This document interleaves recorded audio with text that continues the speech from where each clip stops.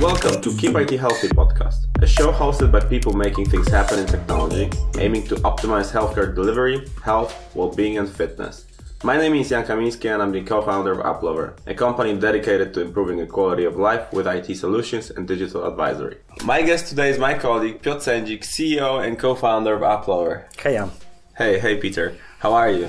Pretty good. Good? Did you go for a run? Thanks for inviting me. Yeah, today. I started the day with a short run, preparing for a half marathon in 2 days near Wrocław, so yeah. Okay. Keep your fingers crossed. I will definitely. I wanted to invite you here because I wanted to give our audience some context on Applover and in our history before we go into different guests from HealthTech, and not only HealthTech, but in general, that industry. All right, Peter, we'll start with a simple question. So what Applover really is? What's your core business? Applover is a digital agency specialized in mobile and web development. Actually, one of the fastest growing companies in the CE region, according to Deloitte. We've managed to be ranked in Deloitte's list 3 times in a row. This year, also, we were listed in Financial Times 1000 ranking. So, what's your scale right now? Currently, we are 150 people strong. That's our scale. We specialize in HealthTech industry. That's our core business, and most of the clients comes from this industry. We try to help them with building their products, solving their tech problems, and we are really focused on something we call digital advisory. So our goal is not to only be a company that provides with a specific team, because being completely honest, that's what every other software company does. But our goal is to be a partner for these clients, be their advisors, be really involved in building their tech products, and involved in super engaging way to be part of their teams and grow together. So that's basically the core business right now. Okay. So Peter, quick question as a warm-up. What were the beginnings of Applover? As you know, we started the company at famous street, Chmielna Street. Where I invited you. No, that was me. I invited you for a coffee to pitch you the idea. But actually, I think the Applover is a result of many different business actions that we took in the past years. So let me start with the first company that I created. It was a company that organized music events, disco events for my peers. I was at high school that time, so I was pretty young, but it was a pretty successful company. We've managed to organize a lot of events. Unfortunately, or rather fortunately, I decided to move to Warsaw because I started my studies at Warsaw School of Economics. And that time, also together with you, we invented the app called Footsteps. Footsteps, exactly. Yeah. So maybe I can tell a few words about Footsteps, the idea behind this app. Basically, during one of our holidays, journeys to Budapest, we've noticed that there is a lack of an app that can personalize our trip. So we've spent a lot of time there, but without, let's say, satisfying results, because we were the whole trip, the organization of the trip was pretty poor, and we lost a lot of time in traffics, in not so cool places. Although we didn't think too much about the competition, did we? No, we didn't. We were, young, wild, and free. Let's leave it there. But the idea behind the app was to personalize the trip. So basically, you use the app. That you open the app, you get the questionnaire that defines your personality. So, for example, you could be a hipster, a party goer, a foodie. There were 10 or 12 categories. And on that basis, app offers you ready-made routes, ready-made plans for a trip in a specific city. That was the idea. We started working on that idea, and we've managed to qualify to a very prestigious startup accelerator based in Gdańsk in Poland. The name of this accelerator was Started Rocket, and we were accelerated in this program for about 5 to 6 months, having an opportunity to work with, I would say, famous people from the startup industry, tech industry. So we've gathered a lot of experience and a lot of knowledge.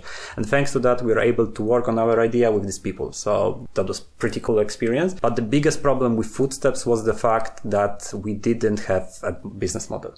Right. Yeah. What was the first one, by the way? There wasn't any business model. We were very naive, and we thought that okay, the app is so cool, the roots are so great that after we will launch the product, we will automatically attract thousands of users. But unfortunately, the reality was slightly different, because we, of course, after the acceleration, we've raised some funding from this accelerator, so we had some funds to operate for a couple of months, but we were forced to create this business model.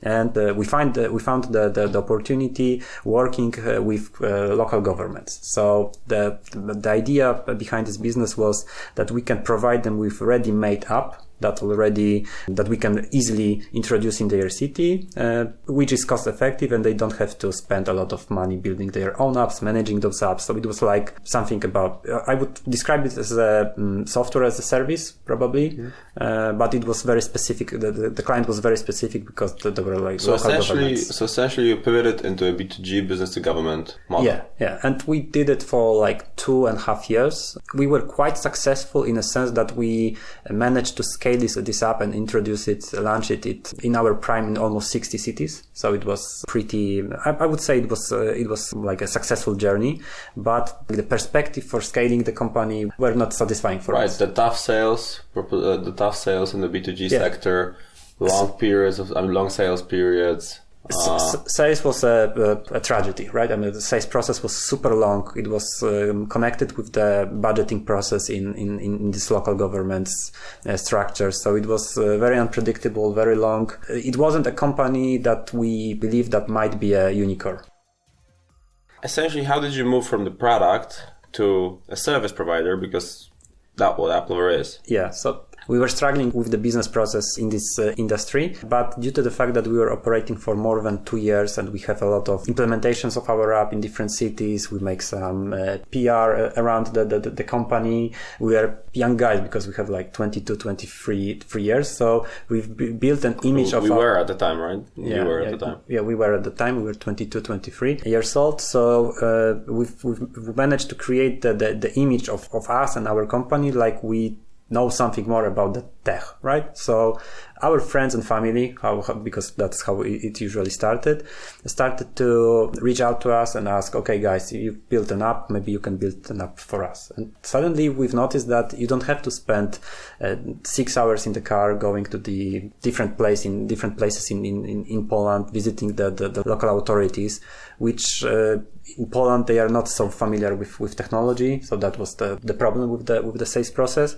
And we've noticed that you can comfortably sit in your chair, join the client on the call, discuss some great product ideas involved in many different products from various of industries, and you can the sales process is much easier. And we due to the fact that we gathered the dev team around Footsteps, we were slightly pivoting into a service company, engaging our developers into building products for our clients, and that's how Applover started. Okay, and how were the first clients acquired? Do you remember? As I mentioned, basically at the beginning we tried to attract people with whom we have a relationship. So the leads come mostly from the referrals. It was our like friends, family, their businesses. So we started with simple websites, simple apps, and so on. And on that basis, we've built a significant portfolio and started to professionalize our services. So attract different clients, approach them in a more structured way, doing outbound, inbound. We can of course go into details, but that's basically how it started. Like while scaling the team, if you remember, what changed the equation? What was, if you can mention like 3 most important hires along, because what's your scale right now? How many people you have? Almost 150 people. Okay, and do you remember those periods where there was a hire that changed an equation? So let's say an important position that you attracted that changed something in the company significantly. Do you remember those periods? Yeah, maybe it's hard to classify these major changes that changed Applover like significantly into just specific hires. I think I would divide the Applover chapter into two different stories. So the first story is about first 3 years of Applover, when we were learning a lot of stuff, but also making thousands of mistakes. So as you probably remember, the beginnings of our sales process were tragic. I mean, it was now it's funny, but that time it wasn't so funny, because the sad truth is the fact that clients who you work with defines you. So if we, in services especially. Yeah. So if we were a non-name company, so we have a significant portfolio, lack of professional processes, we were able only to attract clients with smaller budgets, not so mature in terms of their processes and so on. And it's like the simple equation for a failure. All right. You mentioned mistakes and that there were so many that you made. Could you share some insights on what changed Applover significantly? Was it any particular mistake, or what did you change the story? So basically, I would classify the mistakes into a couple of areas. And I think that the biggest, maybe not a mistake, but the biggest obstacle in our further development was the fact that we didn't create a clear vision for the company, clear strategy, how we want to grow. So where we want to be in 2-3 years. Like, not only that we were just, sitting, drinking coffee and, maybe we'll do this, maybe we'll do something else, but something very well thought. We have time to conduct workshops to define the strategy, how we want to grow as Applover. And I think it also came with time, in a sense that, as I mentioned, when we started the company, we started with footsteps. We were very young. When we started Applover, we were also very young. When time had to fly, and we had to understand some priorities in our business life. Fortunately, we did, and defining this clear strategy was like the first step to start building Applover as a professional service company who is specialized in specific areas. And we tried to define this strategy really deep to understand from where we come from and where we want to be in the next year. So that was the first, the major point that changes everything. And on that basis, we of course start implementing this strategy, this journey. And we started with building a structure in the company. So as the founders of the company, at the beginning, we did almost everyone did everything, right? So I mean, what I mean by that I was involved in project management, marketing, sales, you as well. In terms of the longer run, it's very in the long inefficient, term, right? It's a long term, it's inefficient. So we've managed to hire really great managers who take over some key areas in the company, like marketing, HR, project management, and so on. And of course, in that areas, these people were much more experienced than us, so they brought great value to the company. And we started building internal processes to realize this strategy, to implement the strategy that I mentioned, and to help our clients in a more complex way. You mentioned the strategy. So what was the strategy essentially? Could you share more insights on that? Yeah, so basically we asked ourselves where we want to be in the next 3 years. So that was the something we started from. And after the series of workshops and stuff connected to operational planning, we decided that we want to focus on 3 different areas, 3 main core areas that we want to expand. The first area, the first field was choosing the specific industry, and we decided that we want to choose HealthTech industry, mostly because of the fact that we have the biggest knowledge in that industry. We have a really great portfolio, a few really great clients in terms of their the very recognizable clients, for example Telemedi, Kilo Health, so companies after the few rounds of funding. And we decided that, okay, that's something we want to explore more, gain some experience, develop our competences in that area. The second field was choosing the specific technologies that we want to focus in. So when clients think about Applover, they automatically think, okay, they are great in Flutter, they are great in Python, they are great in Ruby on Rails. Actually, what we did, I would say that currently our Flutter division is one of the top 3 Flutter divisions in Poland. A lot of great specialists, a lot of great engineers who are into this technology almost from the beginning of a Flutter technology, which by the way is backed by Google. The third area that we decided that we want to expand is something we call digital advisory. So basically, yeah, you mentioned that at the beginning. Yeah, so basically the digital consulting. So the goal is not to provide our clients with more complex services, not only delivering the great teams, because a lot of companies do it, but rather be the their like long-term partner who really understands their vision, really understands their product, and they are our teams and our company is a part of the success of this product. Sure. And like, why specialize in health tech? What was the why behind it? So as the first why was very pragmatic, I would say, because as I mentioned, we had the biggest portfolio from this field. We had the biggest network because our clients were really satisfied with our solutions, with our work. So we could hope that they would recommend us to different clients, help us expanding on that field. The second why was the fact that we believe that health tech industry just started. And what I mean by that, in our opinion, due to the many researches that we investigated, the health tech industry will grow super fast in the next 5 to 10 years. And we want to be part of this journey. And that was the second why, the second pragmatic why. After the like deep investigation, we've noticed that this area might be growing really fast, and we want to be part of it.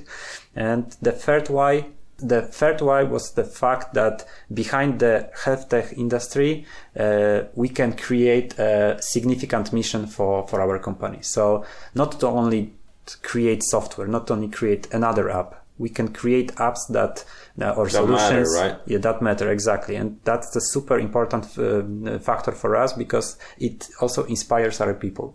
So they feel that they are working for a company that have a mission behind their actions, that work for clients who influence people, impact people on very significant level. Right, and their health. So probably the most important aspect. Exactly. And we've noticed that like the team satisfaction is just much higher when they work on the products that can really change people's life and impact them, right? So that were the three whys why we decided to choose HealthTech. I wanted to explore more the structure that you mentioned. You're 150 people strong, as mentioned. You're operational for 6 years or 7, right? And so my question will be, how do you hire so many people so quickly, especially in so competitive IT market? To give you more insight, like the crucial year for us was 2021. So COVID, right? The COVID, yeah, because we've managed to grow for almost 50 people to more than 100 people. So almost twice. And of course, it was very rapid growth, and it created a lot of challenges, especially in our internal processes. So how to adjust our structure to the company who suddenly is twice as big as it was. So that was like the turnover point for us, because having bigger scale also helps us to attract bigger clients, like more serious clients, because we proved that we are able to deliver more complex services, help them on a higher operational level, provide them with different solutions, and provide them with specialists who understands more areas of their business. But in terms of hiring, we of course compete on a very challenging market, but I think our biggest advantage is the fact that, first of all, our eNPS are very high. So we became recognizable on the market from that point, that we have a great atmosphere, great team, really dedicated people. So that was the first major point. The second, like the reason why people wanted to join Applover was the fact that we are specialized in health tech, right? So this mission behind the company, that people can work with clients who really impacts like the environment, people's life, and so on.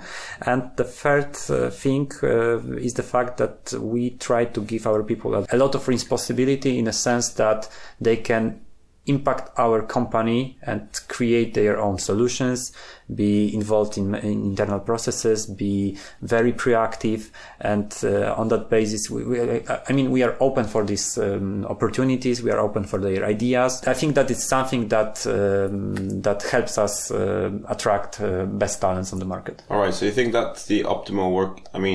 I wanted to ask you how to create the optimal working environment for the IT talent. And as you may, but I kind of got it from your answer. What do you mean optimal working environment? Like how, in the IT sector, what's the biggest issue, as I understand, this right now, especially from the employees' perspective and for those companies, the challenge for those companies is the rotation. That it's really hard for them to keep the talent in-house. The rotation is high. People are changing companies like on average, I think, every year. So how do you minimize that? I mean, it's hard to point out just one factor behind this approach. It's like the combinations of a few things, basically. But first of all, what I've mentioned already, the mission and the clear strategy behind the company, it's super important for people to understand what's the mission of the company, what's the ultimate goal we want to achieve. In my opinion, it's like top one, like super important. The second thing is the fact that we work in a specific industry, so this HealthTech industry, also super advantage for us in terms of attracting new talents. The next thing that I think helps us attracting the best talents is the fact that, and shaping the company culture, is the fact that from the top to the bottom of the company, we try to show top engagement in what we do. Like everyone is involved in like daily activities, and we show this proactiveness, this engagement to our clients, also by caring of our people. So for example, each of our teams that helps our clients building solutions for them have a dedicated account manager. So this is a person whose only job is to take care for the team, making sure that they are satisfied, making sure that each of their problem is addressed, and that creates a great environment because people knows and people understand that okay, they are taking care of me. So for instance, when the developers have some problems, let's call it a problem X, we are trying to solve this problem on our end. If it's not possible, because for example, it's connected with, the team structure or the process structure on client side, we basically contact our client, present them full reports of the team and creating a narrative behind it that our goal is to minimize the rotation of the team, so we need to address this problem. So this approach that shows that we want to take care of our people. On the other hand, by doing this, we are also showing that we care about our clients. This is super important. Okay. And I wanted to ask something more personal, because you are mentioning HealthTech and we talked about the specialization, but did it come from the heart? I know you're an ultra runner yourself, so did that impact the decision or not really? Kind of, I would say. I mean, you wanted to be more active in the health or sport tech, health tech in general, as a founder? Yeah, because HealthTech is not only the apps connected with medicine, right? Or the health industry. It's also, as you mentioned, sport tech solutions, fitness, right? Fitness, mental health. So it's much larger scale. Broader industry. Yeah, I'm super into running. So I started running 7 years ago, I would say.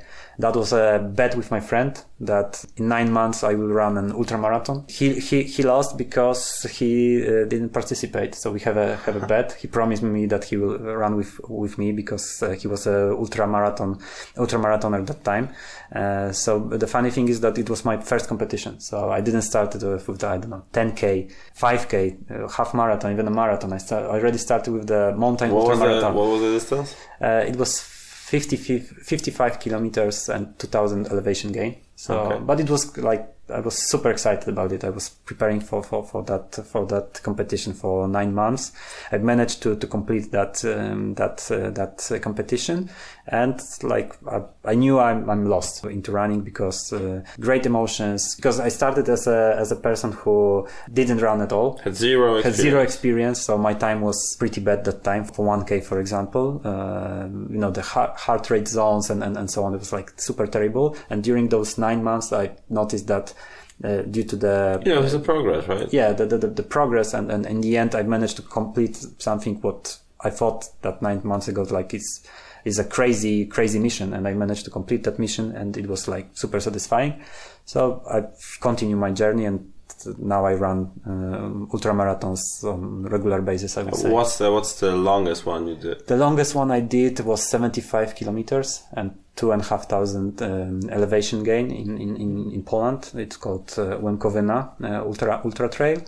Currently I'm focused on distance around 30 to 50 kilometers. But once a year I usually do some longer stuff. Okay, but does it help you relax, or does it help you with managing a company? Like, it's your own planet in a sense. Why do you do it? It's hard to answer this question just a few sentences why you do it, because from many people's perspective it might be crazy, but it gives me some kind of inner calm. I have, like as you described it, I have my own planet that I can escape to, because on that planet I don't have to think about all my problems, maybe problem is not the best way, and I don't want to sound that it's my kind of escape from like real life, but it's a place where I can think about all my problems. And during the runs, I have a better perspective, better I'm distanced in the sense that I can look from the problems from different perspective. I can. It help you focus, probably. It helped me focus, exactly, and I just think over some major challenges that I have.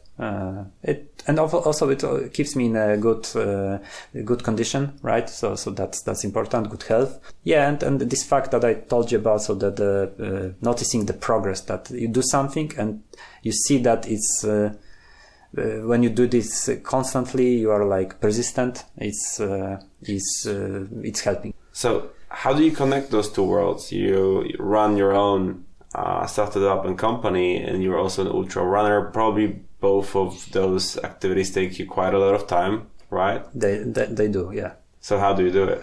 Logistics. It's all about the logistics. So funny thing is that those two words, in my opinion, they are somehow connected. I would say that you have to be well organized and persistent to run a company, and you have to be well organized and persistent to do the ultra running like activities and notice some progress in both areas. But also the fact that while ultra running, I'm also using a lot of technology. I mean, basically those two words are also connected from the tech perspective, because while running, I'm also using a lot of data, a lot of different tools that helps me to, for example, I don't know, the cardio belt, right? Who shows me the heart rate zones during the specific run. And it's super interesting how the tech aspects of the technology is helping sport-oriented people, right, to improve their results and their progress. Yeah, they progress, and I think it's really like interesting area to explore. I think we will also explore that in our podcast. So try to show that the word of the broad health tech, in a sense that it's also the not only a health but also a sport results. The health tech, in a sense that it's a broad industry, right? Like not only the health but also the mental health, the sport result and so on. Everything is oriented around data right now, and understanding those data, those indexes, and all that stuff helps you becoming more effective, more efficient, and it's, I think, something we can explore during the podcast and during our next talks with our guests. Okay, all right, and you mentioned mental health, so running helps you with that as well. Yeah, as I mentioned, it gives you with stress and with for pressure. Sure, because it's. I want to be like super clear. It's not like the escape from the problem, in a sense that my life is so hard and so on. But you are transforming yourself into a different world for a while, because you are focused on one specific activity.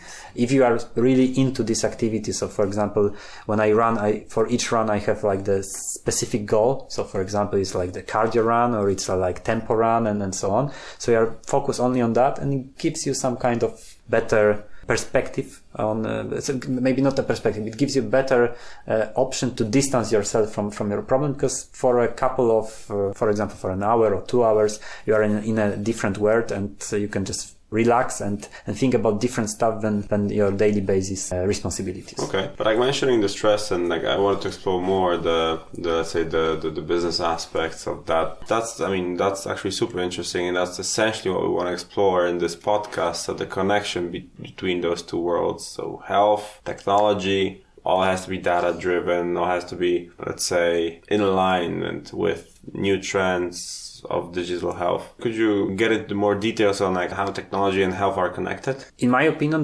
currently in current environment, tech environment, they are connected, I would say 99.9%. I mean, like the health industry is based on technology, and this trend will be only go higher, right? So what I mean by that if you think about the solutions that are available on the market, how we can improve our quality of our life, quality of health, everything is connected with the technology and with the data. So by understanding the data, by understanding what really influence, I don't know, for example, your mental health, what influence your sport results, which factors you can add, which factors you can eliminate in your daily life. It helps you to understand your body, your mental health, everything connected with you.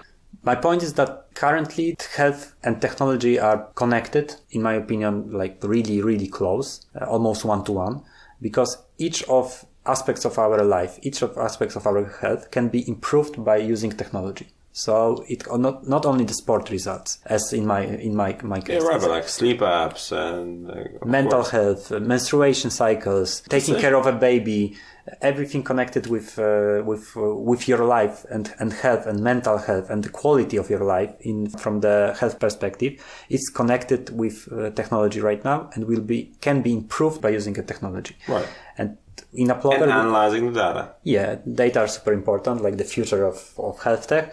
But in Applover, we believe that these aspects will only go higher, and we want to be a part of it. That's why I also directed my company into this field. Okay, makes total sense. Summarizing up, I just also wanted to add and mention that and ask you about the plans in general, but both personally and for Applover. Okay, so I would start with some personal goals. For this year is to break 3:30 in marathon. That's the first goal. 1:35 in half marathon, and do some longer distance run, probably something around 100 kilometers. So do some longer run, probably 100 kilometers one. That would be a great challenge for me. So like a UTMB? Maybe from the UTMB cycle, but the qualification process in UTMB is currently pretty difficult, pretty tough. A lot of great athletes. I'm a super amateur athlete, and a lot of really great athletes with great results. But of course, UTMB in Chamonix is like a dream in the future. But basically, I want to focus on these races, on these competitions. And in terms of the company, those categories, 3 aspects I mentioned, so digital advisory, health tech, and those technologies we are focused on. We want to expand in these directions, be more competitive, better understand our clients, provide them with better quality services, compete on the market, and of course scale the company to some higher numbers of people involved in Applover, but also higher numbers of revenue and so on, because that's in the end, that's our business. That's the goal for this year. And of course, podcast. Okay. But of course, this probably know about that. My goals might be quickly verified with the real life. I will do my best to complete them.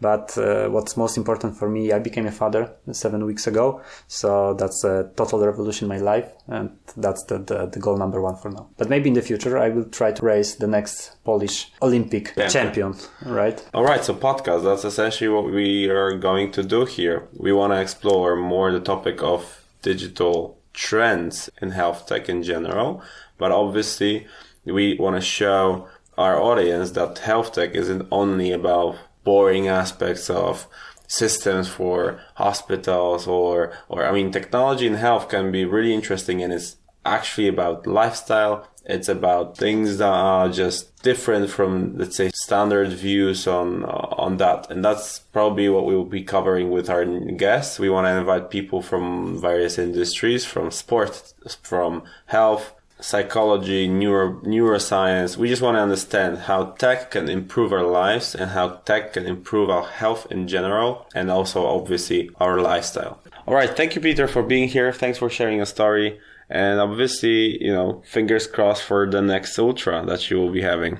Hope you enjoyed the podcast today, and we will be having more guests soon. So if you want to stay in touch with us, subscribe, give us a like, comment. If you want to reach out personally, you can find me on LinkedIn, you can find me on Instagram. So, let's keep IT healthy.